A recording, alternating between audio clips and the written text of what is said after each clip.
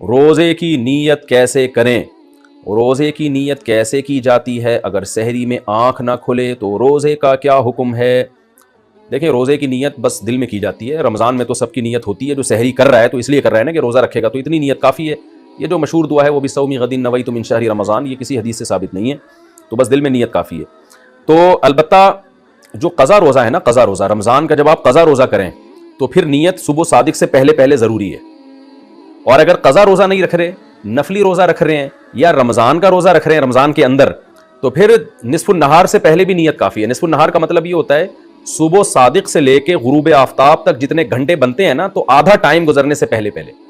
جیسے روزہ اگر 14 گھنٹے کا روزہ ہے تو صبح صادق سے لے کے 7 گھنٹے گزرنے سے پہلے تک آپ روزے کی نیت کر سکتے ہیں. تو اگر کسی کی سحری میں آنکھ نہ کھلے اور رمضان میں، تو جیسے ہی آنکھ کھلے بس وہ اسی وقت نیت کر لے، کیونکہ رمضان کا روزہ چھوڑنا کبیرہ گناہ ہے، وہ نہیں چھوڑ سکتے. اگر سحری میں آنکھ نہ کھلے تو بھی نہیں چھوڑ سکتے. بعض لوگ کم ہمت ہی کرتے ہیں کہ جی سحری میں آنکھ نہیں کھلی، دن بہت لمبا ہے، رات کو کھانا بھی تسلی سے نہیں کھایا تھا تو روزہ چھوڑ دیں. نہ، آپ کو روزہ چھوڑنے کی اجازت نہیں ہے. روزہ آپ کو رکھنا پڑے گا، چاہے افطاری میں ڈٹ کے کھایا ہو یا نہ کھایا ہو، رات کو ڈنر کرنا یاد رہا ہو یا بھول گئے ہو، صبح سحری میں آنکھ کھلی ہو یا نہ کھلی ہو. رمضان کا روزہ آپ نہیں چھوڑ سکتے سوائے اس کے کہ آپ سفر میں ہو یا آپ بیمار ہوں. اس کے علاوہ آپ کے لیے اجازت نہیں ہے. سحری اور افطاری اذان سے کریں یا وقت سے؟ سحری اور افطاری کا تعلق اذان سے ہے یا وقت دیکھ کر سحر و افطار کرنا چاہیے؟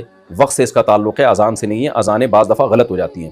بعض اہل حدیث حضرات یہ کرتے ہیں کہ سورج ابھی آدھا غروب ہوتا ہے تو وہ اذانیں دے کے سب کا روزہ توڑوا دیتے ہیں، خراب کر دیتے ہیں. تو میں نہیں کہتا سارے اہل حدیث ایسا کرتے، لیکن ان اہل حدیث کی خدمت میں گزارش ہے کہ خدارا آپ اپنا مسلک دوسروں پہ تھوپتے کیوں ہیں؟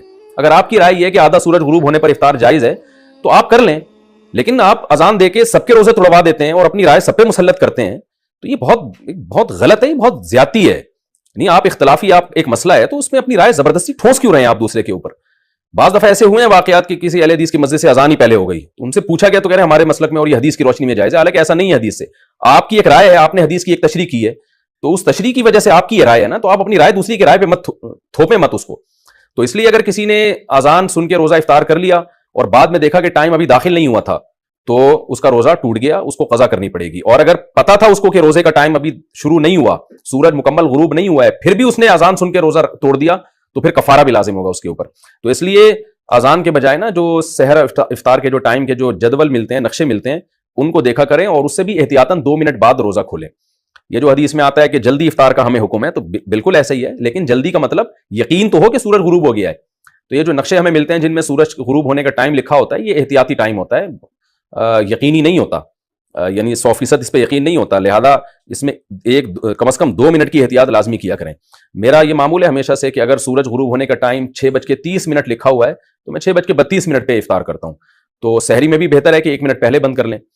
تو اس لیے اس میں احتیاط کے پہلو کو پر عمل کرنا چاہیے. ہاں، اگر آپ نے کئی بار تجربے کے بعد دیکھ لیا کہ ہماری مسجد کی اذان صحیح ٹائم پہ ہوتی ہے، جو غروب آفتاب کا ٹائم لکھا ہے اس سے 2 منٹ بعد ہوتی ہے، تو پھر آپ اذان پہ افطار کر لیں. میں جہاں رہتا ہوں یہاں ہم نے مؤذن کو پابند بنایا ہوا ہے کہ بھائی جو غروب آفتاب کا ٹائم ہے، جو ایگزیکٹ ٹائم ہے نا، اس سے 2 منٹ کے بعد آپ نے اذان دینی ہے، تو وہ دیتے ہیں. اس طرح پھر ہمیں اطمینان ہوتا ہے کہ اذان صحیح ٹائم پہ ہو رہی ہے، تو پھر آپ اذان پہ افطار کر سکتے ہیں. سارا دن محنت کی ہے تو 1-2 منٹ میں کیا جلد بازی کر کے کیا کر لیں گے بھائی؟ کیوں اپنے روزے کو مشکوک بناتے ہیں؟